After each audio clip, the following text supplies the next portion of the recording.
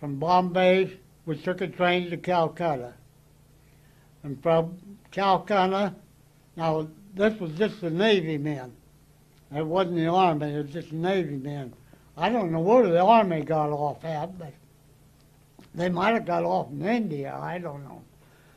But then we was in India for a short time, and they was taking just certain days. We had to go up to a base. They call it Karachi or something. I can't think of the name of it. But it was American fighter or plane, what it was, cargo planes. They put us aboard this cargo plane. They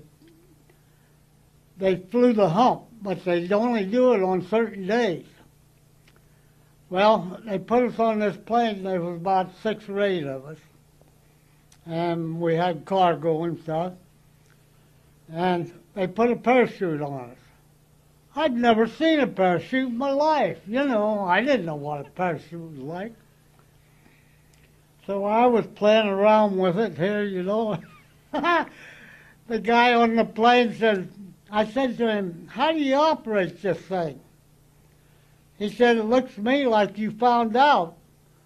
You had a handle here, you pull that handle and unzip the back of it. And I'd pulled the handle and had it unzipped, see. I'd never seen one before, you know. So anyway, he went and got me another one, and we flew over the hump to Kunming, China. And up in Kunming, Chongqing, that was pretty safe because the Japanese had only occupied what they wanted, the most part, around China. So I helped build a radio station in Kunming. We set up a radio station there, and I wasn't there but just a short time. And they said, well, we're going to send you down to the coast. And they put another fellow and I, and we had transmitters and a bunch of equipment. And they said, now, we only fly there when it's cloudy. They landed at a Flying Tigers airport. And they just barely cut the motors low. They didn't cut them clear off. They said we're just 5 minutes from Japanese flying time, you know. Well, our contact was there. There's just this other American and I, and our contact was there. They unloaded our gear. That contact, he knew exactly everything what was supposed to go and do and how and everything.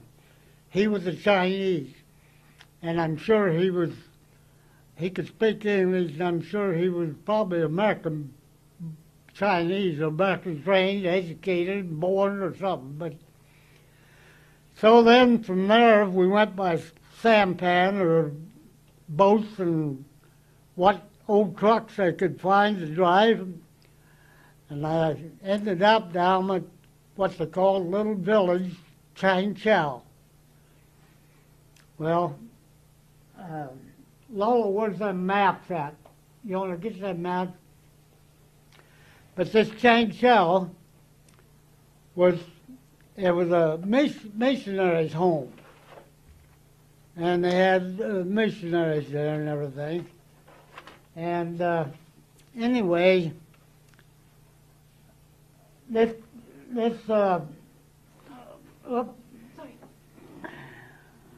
here's the one I want right here.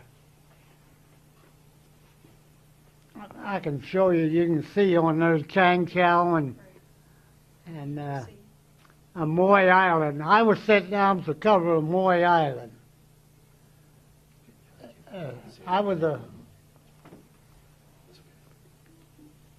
But anyway, before a lot of this, see, we had instructions and schooling and all that. And just like these maps was given to us. Well, when I got down there, I was my buddy went ahead of me, and him and I played checkers all the time together. Well, I called him on, he was down with covering Amoy Island. This Amoy harbor was a big Japanese shipping. And remember, we was in Jap territory all the time. And because they occupied that whole coast practically. Especially around Amoy Island, because that was their shipping port. There was 8,000 Jap Marines on that island. Well, I worked my buddy that morning on the radio as I got there, and he wanted to know who it was, and I just said, the Checker King. Well, 2 hours later, he got captured. And I kind of blamed him. He blamed everybody else, but he didn't get killed, but he got treated pretty bad. But he was told not to go down to this particular place. But he went anyway, because he was pretty gutty. He was braver than I was. But he got captured, and so our commanding officer is Carl Divelbliss, who was a good friend of mine at that time, and he called me in and he said, Bob, he said, I'm going to send you down to take this Alfred Parsons' place that got captured. I thought, well, they'll capture me if this. But he went farther beyond the reason. I mean, that's beside the point. But there was two of us Americans. One of them was Davidson. He was the weatherman. We also had, I think, 15 or 17 Chinese soldiers that went with us, plus an interpreter. But we didn't go to the same spot that he got captured. We went to another spot. That was better yet for reporting the Jap shipping in and out of Amoy Harbor. Well, that's where I was at for, well, quite a while, and so they only left us down there for about 3 months. They'd leave you about, or maybe not that long. It depends on how dangerous it was. We report all our Jap shipping. We report the weather for the 14th Air Force that was in Chongqing. We had little old hand generators that would only reach so many miles. And it would reach up to this missionary compound, and we'd send the messages up there, and they'd transfer them on to Chongqing, especially the 14th Air Force, because they had to have the weather and any Jap shipping coming in. So they would transmit them on up there. But in the meantime, to make it interesting, of course, when you're young like that, you think, nothing happened to me. It might happen to my buddy, but not me. Anyhow, when you know, at that age, you don't think about something. Anyway, that's what that newspaper reporter asked me. He said, what did you think about it? And I said, well, you don't think about them things until, you know, you don't think about them things until when you're young like that. His name was Jason Pulliam. Pulliam?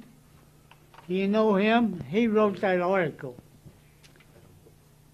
But anyhow, I said, well, what we do after we send our messages, we had, and I got to give the Chinese, they were the greatest grapevine system in the world. There's so many of them, you could tell your neighbor standing next to you, and next thing you know, it'd be 10 miles up the road.